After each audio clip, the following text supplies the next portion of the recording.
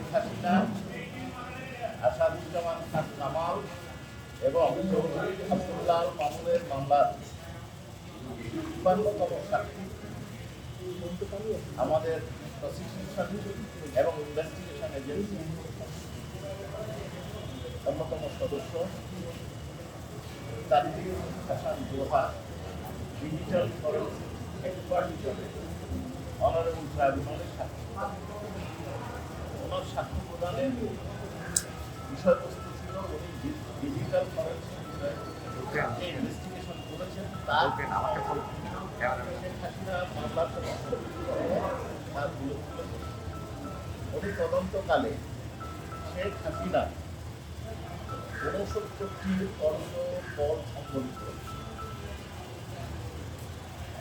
Audio call সম্বলিত অর্থাৎ audio clip সম্বলিত সিডি জব্দ করে, 3টি মোবাইলের সিডিআর জব্দ করে, যার মধ্যে আজকের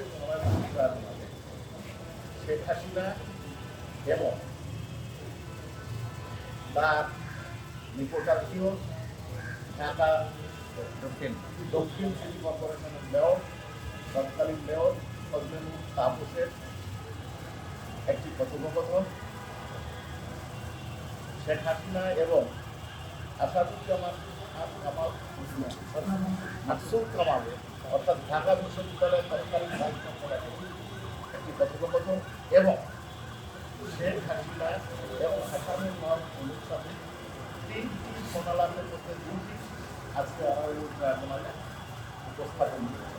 আরেকটিও দাখিল করেছে, সেটার ফলে কোনো কথোপকথন না থাকায় তার উপস্থাপন করা। আপনারা নিজে উপস্থিত ছিলেন এবং সেটা বিদ্যুৎ মাধ্যমে সরাসরি সম্প্রচার করা। আপনারা শুনেছেন কি কি কথা এইখানে তাদের মধ্যে হয়েছে।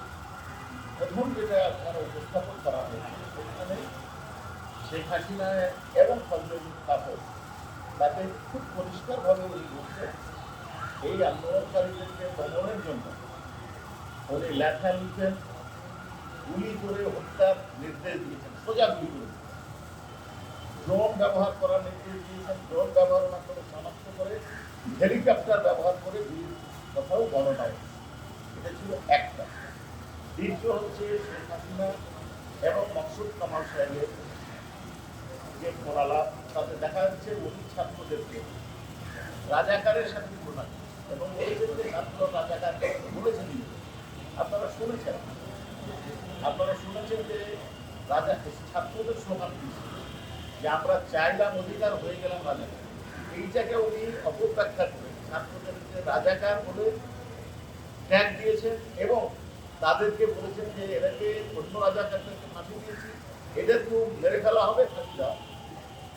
এবং ঢাকা বিশ্ববিদ্যালয়ের ভাইস চ্যান্সেলর মহোদয় একজন শিক্ষক হিসেবে যে ধরনের কথাবার্তা বলেছেন, সন্ত্রাসী লালনের প্রক্রিয়ার যে বর্ণনা তা অত্যন্ত দুঃখজনক। উনি সন্ত্রাসীদের কিভাবে লালন করবেন, কিভাবে ব্যবহার করবেন, তারা কি করবেন তার একটা বর্ণনা দিয়েছে।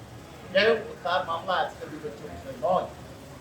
শেখ হাসিনা এবং ইনুর মামলায় আপনারা যেটা দেখেছেন, সেইখানে সবচেয়ে দুঃখজনক বিষয় হচ্ছে এদেশে ৭১ সালে মানুষ যুদ্ধ করেছিল বিদেশি দখলদার বাহিনীর বিরুদ্ধে, যারা দেশের মানুষের উপর বোম্বিং করেছে, গুলি করেছে।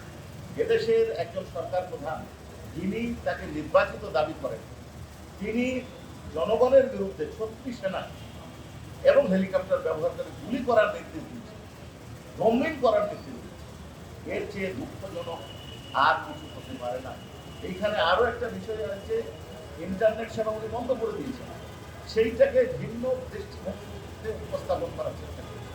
আর একটি কাজ করেছেন, তিনি বলছেন যে আমি বললাম একটা জিনিস পড়াতে, যা যা পড়াতে ওরা পুড়িয়ে দিল সেটা, তার মানে আগুন দেওয়ার নির্দেশ করে দিল। কিন্তু ওনার